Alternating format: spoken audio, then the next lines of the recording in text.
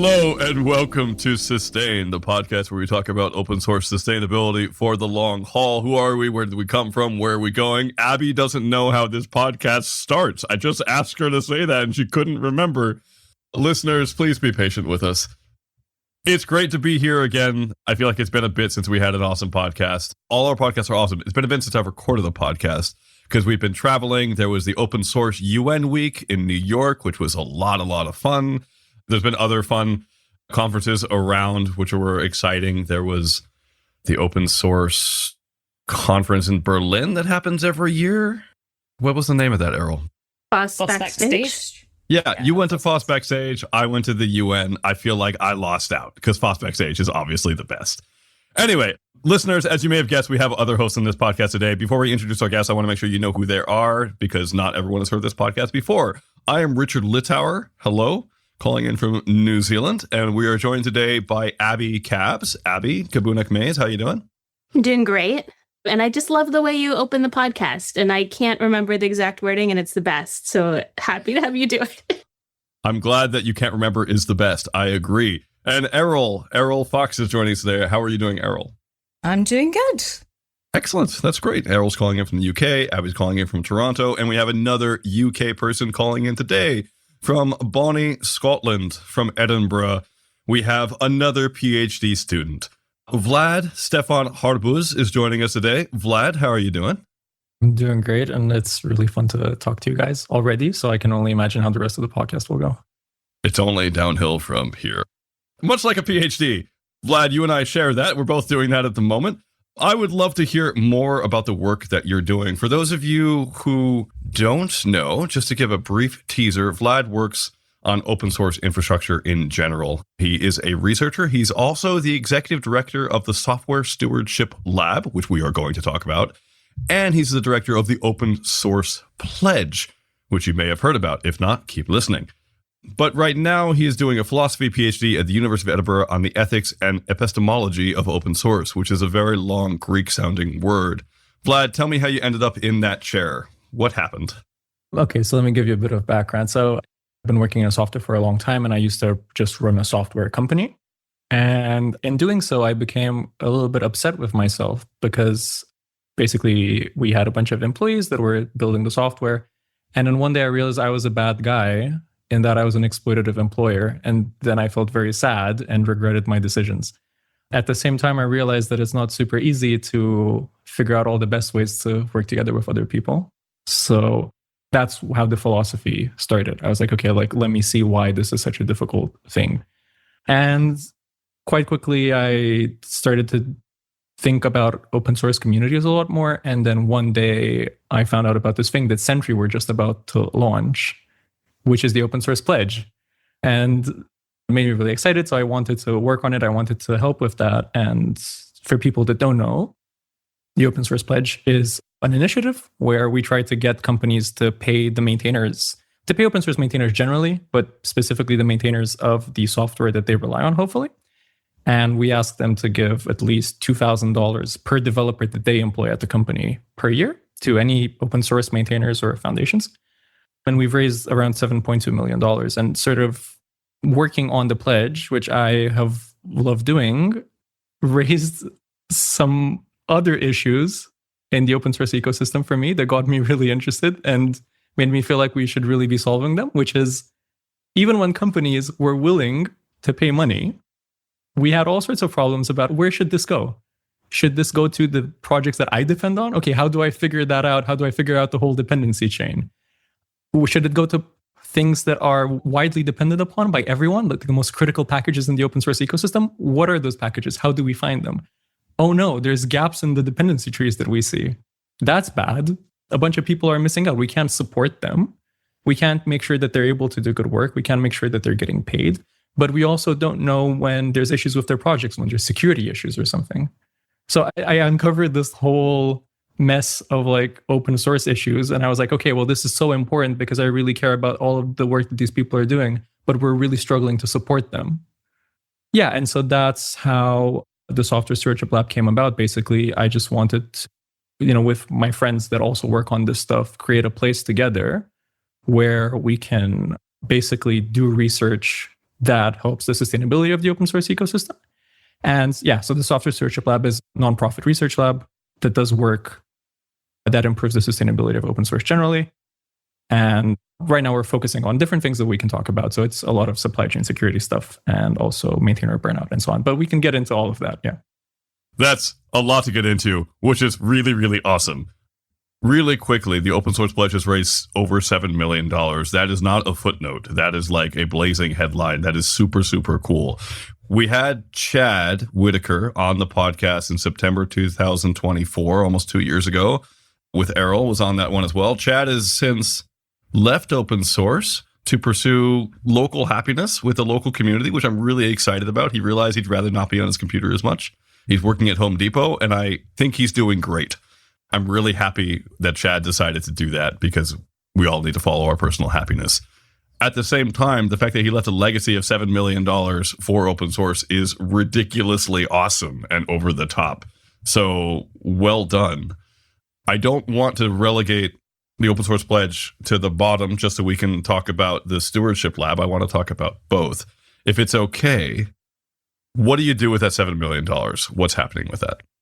So the open source pledge is interesting in that my work on the pledge is funded by Sentry, which means that we don't touch any of the money at all. So none of the money goes to the open source pledge or to anyone except for the open source maintainers and foundations.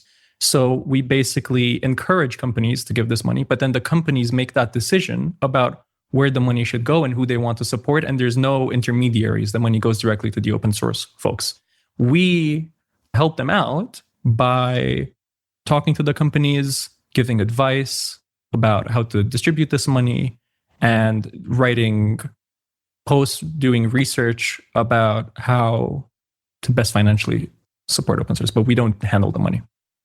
I really wanted to pick up on something that you said as you were introducing yourself, which was the big question of where should money go if indeed we are able to acquire it, which is a challenging thing in and of itself.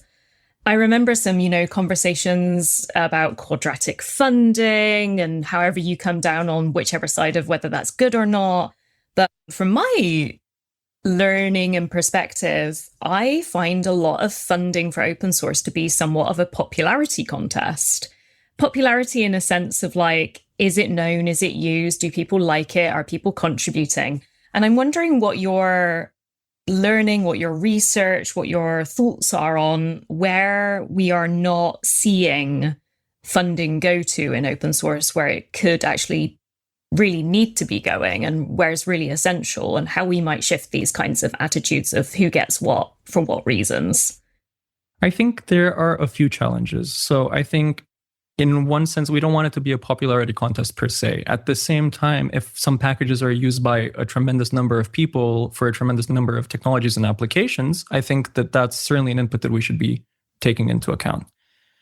There's two additional problems, though. One problem is those measurements of who is using packages where and how widespread the usage is are not very good, as a matter of fact. So the metrics that we have right now are not very good. And I think they end up being a popularity contest. Just to give a very trivial example that's easy to understand, I think, if you look at downloads, or you might say, oh, this package was downloaded millions, billions of times, whatever. But how do I know that that's someone that's sort of meaningfully using it and relying on it? How do I know that's just someone that ran their CI 100,000 times and it's just a computer doing all of those downloads? So these metrics are at best proxies currently. That's actually a big part of the stuff that we want to do at the Stewardship Lab is improve these kinds of metrics and create services and infrastructure. So Andrew Nesbitt is one of the directors. He's the creator of ecosystems, and ecosystems obviously is tremendously helpful. So I think that's one thing. But I think another thing is we're not going to reach a lot of the crucial packages strictly through exploring the dependency graphs that we have. I think it's okay to think about value judgments that we might want to make. We might want to say, hey, healthcare is important. Can we look at open source software that's used in healthcare? We don't have to start from like abstract theoretical sort of neutrality and purity, but we might want to go, hey, here's this thing that I care about as a human being, as a citizen. Can I support what's in there? Because I know for a fact that's really important. Yeah, huge fan of the pledge. I did have a question as you're taking over from Chad. Are you thinking at all about barriers to entry for larger companies? $2,000 per engineer at scale, it gets really expensive quick, and it has to clear budget, procurement, legal, a lot of things smaller companies don't have to worry about. And it often doesn't have an obvious business value. Is this something you're thinking about, or is this intentional to filter for genuine commitment to open source? Yeah, I think that's a good question. It's something that we've struggled with a lot when Chad was running the pledge and also still. I think that it's difficult because of a couple of reasons. Actually, the difficulty happens on both ends of the spectrum, right? So on the one hand, we've had some people say, well, do you want to just for purchasing power, right? So, well, maybe in India, purchasing power is different. And so asking for $2,000 per developer is the equivalent, sort of apples to apples, of more of a higher amount in the US. So maybe that's not fair. So on the one hand, we're sensitive to that kind of thing. But then we had Zerodha, who's giving almost the most out of anyone. Zerodha is an Indian stockbroker, and they are really incredible in their support for open source. So on the one hand, we want to think about that. On the other hand, we see companies sort of giving more. But I also, specifically to your question, I do also recognize that on the high end, it becomes difficult because you start to see some really big numbers in terms of really large companies that employ thousands of people. And all of a sudden, you're looking at $10 million, $50 million that these companies that we're asking them to pay per year. I think that I don't know what the best thing to do is, and I would love to talk to more companies about this. On the one hand, I think I'm worried that people might see it as watering down the pledge if we say, hey, you get to pay less money to get the same kind of recognition. And I'm worried about that. On the other hand, I also see what these companies are saying in that, on the one hand, a big company is going to spend $10 million on something. These budgets are large, or the ask is large, but these companies also can't afford to pay more. If a company is giving even like $500,000, a very large company, to open source, I want to celebrate that. And we should do something as part of the pledge to say, wow, this is great. And like, this should be promoted. And to say like, here's this cutoff where we're not going to recognize what you're doing unless you meet this tremendously high number, which I recognize is tremendously large. I also want to have that conversation with companies to be like, okay, one thing that's happened in the past is some companies have like different initiatives and different projects and different sort of subdivisions. And then we have those subdivisions join. So we say, okay, it's not big company joining, it's big company's small project that's joining. And then it's a more sort of restrained thing that the ask is a bit lower. Nice. That makes sense.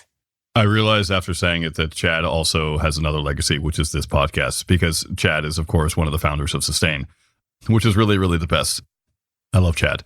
Also, Kailash Nath is amazing. We've had him on the podcast a couple times from Zerodha. You should definitely check out those episodes. They'll be linked in the show notes. Vlad, as the leader of the open source pledge now, you already have a full thing on your plate, plus a PhD, which sounds like it's pretty hard.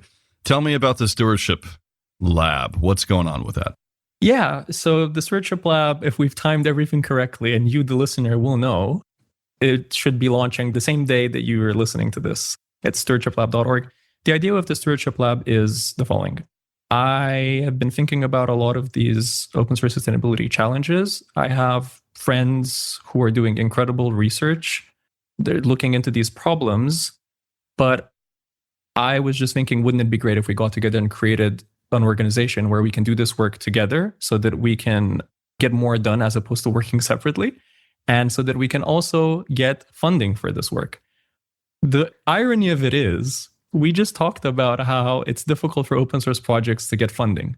However, there's infrastructure and research that's needed to identify those projects to be able to fund them. And what's also not sustainably funded? That very infrastructure and research that is required to make open source stable, which is something that is in the interest of, not only the open source community, but also the companies that rely on open source. So to me, it's a little bit ironic that often exactly the kind of work that's required for open source stability, it's difficult to fund that work. And so that's why I wanted to create an organization with people that spend a lot of time thinking about this very seriously and hopefully create some tools that the community can use together. And we're very open to collaborating with existing organizations and the community. You said a phrase, and I'm really curious whether this is going to be a really big question or not, which was hard to fund research in open source. And as a person that has researched a very hard to fund area of insight in open source, almost impossible. Nobody wants to pay designers. really, to figure out how usability is done in open source. Why do you think there are these areas of open source that we kind of don't want to acknowledge are challenging? Do you think it's like a cultural hangover from open source really not being taken seriously? What do you think is at play with confronting some of the vulnerabilities that we have as people doing something in like a open, transparent commons building place? So I think there's two things there. One is looking at how different types of work face different types of difficulty in funding. We actually saw this recently with NPMX, this new front end for NPM. It's npmx.dev. It's an incredible project. And what was most incredible to me about it was not necessarily the technical aspect, even though that's really cool. It was the social aspect, and it was how it's maintained by a relatively large team of maintainers relative to other projects, but also how those maintainers are not exclusively programmers, right? Like there is so much collaboration and so much importance given to things like design, UX, copywriting, localization, all of these things that we all want an open source project that is technically good, but that's not where the work ends, right? By no means. And so I don't know. I mean, I think for me, it's work that's not always very well understood, right? So I think there's also a kind of respect that is given to technical work that it feels more prestigious sometimes, that we use like hard and soft sometimes, right? Like the technical stuff is like hard in that sense, which I don't know that that's justified. But also those kinds of work are not always understood. Those non-technical or less the stuff that isn't programming, but also even the technical stuff sometimes. For example, for me, I would love to, I was just talking to Andrew Nesbitt before this recording actually about all of this stuff that we could do to improve projects like ecosystems by gathering really low-level data from open source registries that could be used for a wide variety of open source intelligence things, like figuring out which things you depend on that you didn't know about, figuring out that you wanted to fund the people you depend on, but you couldn't fund it because you couldn't find all those people. The lower level stuff is poorly understood, right? And so when you say, hey, will you pay me to do this thing? And I promise that down the line, this is really going to help you. And then the funder's like, I don't really see how this is going to help me. I'm worried that that's a thing where we need more educational resources to show people, hey, this stuff is really important. And it's not just like lines of code. There's so much work beyond that. That's so important. Another institute that is at University of Edinburgh, which I didn't know you were also studying there, is the Software Sustainability Institute with Neil Chu-Hung. I know they're geared more at research software and just helping practitioners, but is there a connection there at all to have both of these related to University of Edinburgh? It's kind of cool. Absolutely. I think they're doing great work. I have not quite managed to get in touch with them. I think I need to do a bit more digging about who the best person to get in touch with is. But I think that's really important. Probably Neil. That's actually Go ahead. Neil. Yeah. Okay, great. So that's really important. And it's exactly the kind of thing where with the Stewardship Lab, I was saying we're really open to collaboration because some people have way more expertise in certain topics. And so I think research software specifically faces some specific challenges. So for example, when you're writing a paper, you might use some software and you say in the paper, hey, I used NumPy or whatever. That's great, but there's no manifest or there's no programmatically discoverable way to go and look at, okay, which packages are the most widely used in research software or in research papers, because maybe we want to fund those because they're supporting all of this research that we're doing. There's not a lot of good solutions to that. And so I think that's a great opportunity for collaboration. And yeah, I would love to get in touch with and talk about this. Yeah, and I'm so glad to hear that you're open to collaboration. I think one thing that struck me with your list of the board and advisors, you have a lot of credible maintainers, a lot of community data folk. But I'd love to see people like Neil, also like James Howison, Stuart Geiger, Sean Goggins. I think some of them have been on the podcast before. But yeah, more academics researching specifically open source would be really cool. Yeah, I'm super open to that. And I think ultimately, even though like the people that are on the board of the Stewardship Lab, I think are amazing, we can only solve all this stuff through like working together with people that know more than we do about specific topics, right? So it would be delusional of us to say, oh, we're going to solve open source sustainability just with the people that we have. There hasn't been a name mentioned yet in this podcast that we haven't had on the podcast, as far as I know. So I'm dropping links into the bottom. Do you get James Howison? Has he been on here? All right. I need to add James House. Oh, yes, he has. Yes. We've... Yes, you covered everyone. So, listeners, if you want some backstory, you can go ahead and check these out. That was actually, my question was somewhat related. It's a lab. You're calling it a lab, but it's actually technically a Scottish nonprofit. It's not technically a lab run out of the University of Edinburgh. And I'm confused about the structure of the lab and how it's going to be funded. There's an open collective. Right now, there's £500 in the open collective, which is public knowledge, and it's great, and we should add more. So listeners, go throw your money at this. But I'm curious what your long-term sustainability plan is itself for the lab and what you see it doing. Why aren't you going with a university structure as more of a UHRC type thing? What's your plan? Basically, in terms of immediate funding, we absolutely need funding to do this work. For one thing, we're going to be applying for grants. So we're going to be applying for grants also in the same way that some academic researchers apply for grants.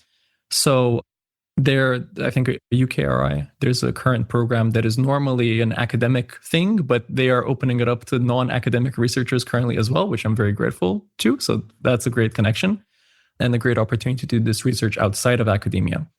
Grants are one source of funding that we're looking at. Another one is sponsorship from companies. I understand that there's a lot of great open source foundations.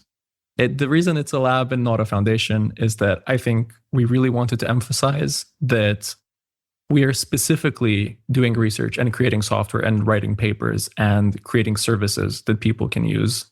Foundations do a lot of other stuff, and I'm really glad that they do that other stuff, but this is our specific focus. Foundations often have charity status or 501c3 status. Traditionally, it has been difficult to justify to those charity regulators that it is in the public interest to pay people to make open source software. We hope to help out with that a little bit by applying to be a UK charity. But again, there's a lot of effort and funding required for that. But that is why it's a lab and not a foundation, basically, because the vast majority of the funding will go specifically towards people doing research. In terms of sponsorships, I know that companies, again, there's a lot of great foundations that companies have good reason to sponsor. I hope that the pitch for the lab can be, hey, you rely on all of this open source software. It's in your interest to have these tools to make sure that it doesn't break. So one very direct example is I'm currently doing work on binary dependencies. Maybe I'll give like a super quick intro to that. Usually when you depend on stuff, you depend on the source code of a different package, but sometimes you depend on a compiled form of a different package. So this happens, for example, because I might write some Python code. The Python code might depend on something like NumPy, which is fine because I depend on its source code. But NumPy depends on things like OpenBLAS, which are written in C. And so that C code is dependent upon in compiled form. What that means, though, is that it doesn't show up in the manifest. So in your PyProject.toml, there are some amazing PEPs that are currently being drafted, which I'm very supportive of, to allow you to include those external projects in your PyProject.toml. But currently, there's not a lot of good solutions. So then you end up in a bit of a pickle because you depend on all of the stuff that's written in C. However, when analyzing your manifest and your dependency trees, especially at larger scales, that stuff doesn't show up. And so if those projects have security vulnerabilities, those security vulnerabilities affect you as a company that depends on that stuff, but you have no idea. And so I think this kind of thing, and this is just to name one issue, and I could go on with other issues. And so I think it's in the interest of big companies that rely on these open source dependencies to fund this kind of work. And so we're asking companies to fund this work. That's what we're looking at right now, but I'm happy to consider other sources of funding in the future as well. And yeah, ultimately, I think we just want to get this work done. We're not too bothered by how it's funded or which institution it even happens within specifically. I think this is just we're a group of people that have recognized, hey, this is a problem and we want to help fix it and we want to be able to pay the bills ultimately. I would love to have the link to that PEP because that sounds really, really awesome. PEP stands for Python Enhancement Proposal, but it would be really, really cool to hear that because that is a problem we haven't talked about before. We've talked about transitive dependencies not showing up, and we've talked about operating systems not showing up in manifest, but we haven't talked about compiled code itself, which is also super relevant. That's a really awesome interest and research area, and that's super, super cool. It makes me wonder, though, there's other organizations that do similar sorts of research. So Invest in Open Infrastructure, run by Caitlin Taney, also been on the podcast. I'll drop the link in the show notes. Is also interested in trying to invest in infrastructure, their infrastructure writ large, not just open source.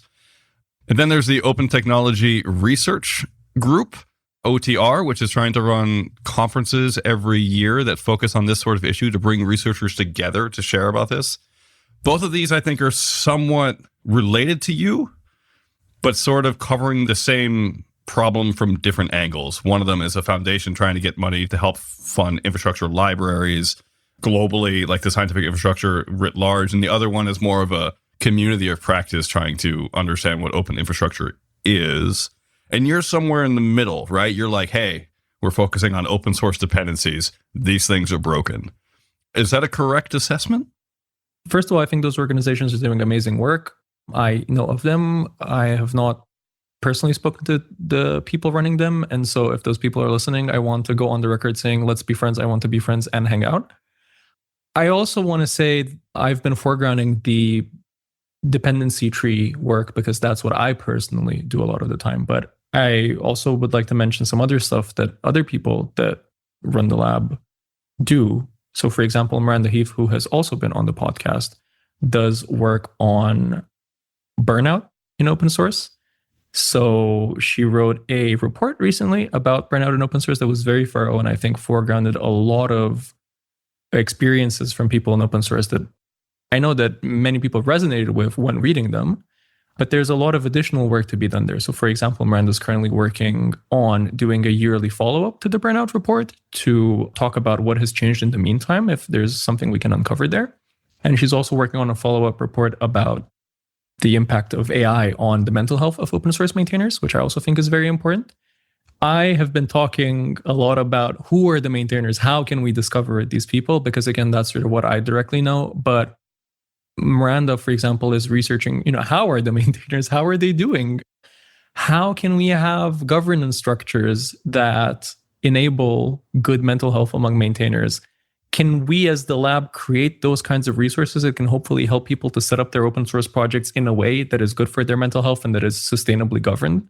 So I think there's a wide variety of problems, and obviously other organizations have their specific interests, and that's amazing. And I love that they're doing that, and I want to collaborate with them.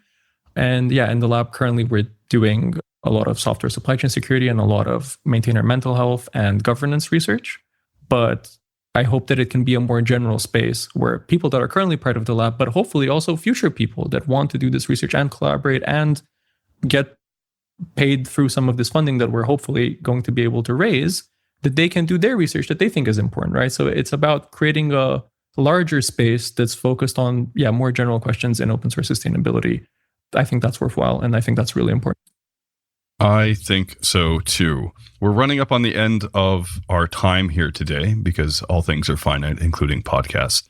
It's been really great to have you on. We've had two topics we've mainly covered: the open source pledge, which we talked about briefly, which we already introduced on the podcast 2 years ago, and the Software Stewardship Lab.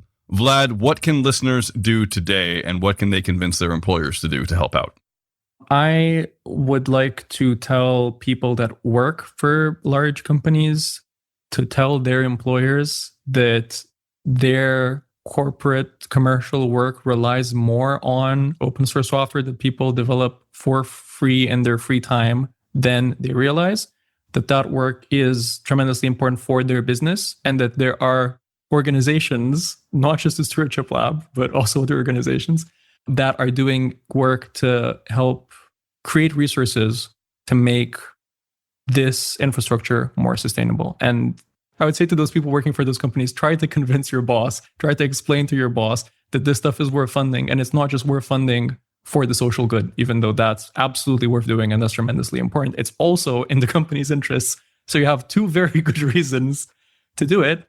And I want to say to decision makers at companies, please help fund the Software Stewardship Lab so that we can do this work. And again, I want this to be a conversation. This does not give us money. We're going to figure everything out. This is not the plan. if these companies want to talk about what issues they're facing. I've already had conversations with a bunch of companies, even before launching the Stewardship Lab, who have explained some issues in open source sustainability and software supply chains that they're facing that were very interesting and that are absolutely stuff that we want to take into account when doing our future research. So please help fund this work and also tell other people about the importance of this work and how software is going to break and we don't want it to break. And please share the launch. Today is the day. It is super, super exciting. It is August 7th in the UK. So please go out there, look up the link for this podcast, look up the link for the Software Stewardship Lab, and share the blog post, share the thing, tell your friends, tell your enemies, tell your neighbors, tell your dog. Vlad, thank you so much for coming on today. It was really, really great to have you. I wish we could chat more, because there's so much we didn't get to, because that's the nature of the work. But it's great to have this little teaser into the opening of a really, really cool lab. Keep it up. Great work. Thank you so much. Before you go, at the end of every show, we have Spotlight. Spotlight's the part of the show where we highlight other people's projects or things that we think are super cool, and we just want to highlight and say that they're super awesome. Eriol, what is your Spotlight today? I'd love to highlight Paloma Oliveira's book that she published. I think she published it this year, actually. I think she launched it this year, which is Diversifying Open Source and Open Standards Playbook for Inclusive and Equitable Tech Projects. I have a wonderful signed copy. I'm very lucky. But yeah, I will drop a link in the doobly-doo, the chat, etc., so folks can check out that book. Thank you so much. Everyone go read that. I've heard only good things about this book. Abby, what is your Spotlight today? I'm also going to highlight a book. Ben Bulter, former GitHub colleague, just published Open and Async. I haven't read it yet. It was just launched, but it's a collection of a bunch of his blogs that he's written on this working open and this async culture at GitHub, and I'm sure elsewhere. And his writing's always very thoughtful, and it shaped a lot about how I think about open source. So I will check it out soon, but I'm preemptively recommending other people check it out, even though I haven't read it yet. Thank you so much, Abby. It's okay to rep books that you haven't read yet. Most books, none of us have read yet. I wanted to share the Generative AI Risk Register, which is coming out of the SSI, the Software Sustainability Institute. It's an online register. It's open source. You can contribute to it on GitHub. And it's trying to bring together all the different risks from using generative AI in software, and specifically in research software. It's pretty minimal at the moment. There's just 15 things on it. But I hope that this continues to grow, because it helps inform the conversation, and it gives a thing that people can cite when they say, what are the risks of using LLMs in my research? Here they are. So this is a really fun little resource, and you should all check it out. Vlad, what is your Spotlight today? Well, for one thing, my Spotlight is all of you who have been incredible on this podcast. And thank you so much. I feel like it's been 5 minutes. I just wish we could chat forever. But my Spotlight is Chad Whitaker, who has done so much for open source sustainability and has taught me so much, and is now not only retired, but not using computers, and is basically making an old-fashioned zine that he posts around the US. It's kind of incredible about living offline. That's the topic. But specifically, I want to shout out Open Path episode 4. So this is episode 4 of Chad's show. He did this epic journey traveling the world to learn about open source and about the gift economies and about people. And it was really touching. And in episode 4, he goes to Ukraine and literally gets air raid sirens and interviews the people there about their lives, about open source, about all sorts of things. And it's incredibly touching. And everyone that I know that has watched it has told me about how they cried watching it. So I really recommend checking it out as this wonderful video. Chad is one of the good ones. Thank you, Chad. Wherever you are, I hope you're not listening and just listening to birds or something. I hope you're having a beautiful day. Vlad, thank you so much for coming on this podcast. Listeners, thank you so much for listening to it. If you listen to it, there's a few things you can do. One, share. Please share this podcast. It is the announcement podcast for the lab. Share the lab. StewardshipLab.org. Share it everywhere that you can. You can also fund StewardshipLab.org on Open Collective. You can also go to other open collectives, Sustain OSS, and help sustain this podcast, which would be really dope, so we can have more guests on it. If you are listening to this podcast on a device, please like it. That actually helps somehow. And please share it with your employer, share it with other people who are relevant. We do not have great amounts of listeners. This is not a 100 million person podcast. But I'm very proud of the fact that the people who do listen tend to talk to each other, and it tends to get shared around. So please continue to do that and spread the love. If you have any hate mail, you can send it to podcast@sustainoss.org. You can also send really nice notes of saying, hey, this is really cool. We occasionally get those, and they're the best. Thank you for all those who write in. You can find us on Bluesky, on Mastodon, and on LinkedIn. We also are now on YouTube, weirdly, but that's an automatic thing. Share it there. Tell your friends. Follow the Software Stewardship Lab, which is also on all of those networks, as well as a Discord, which you can join if you go to the footer of their website. And donate, email. I think that's it. Vlad, thank you so much for coming on. It was really, really great. I wish this lab the best, mainly because I want to be in it. It sounds really, really cool, and I want to do cool research all the time and help other cool researchers. So thanks once again. Best of luck. Thank you so much, and thanks everyone for listening.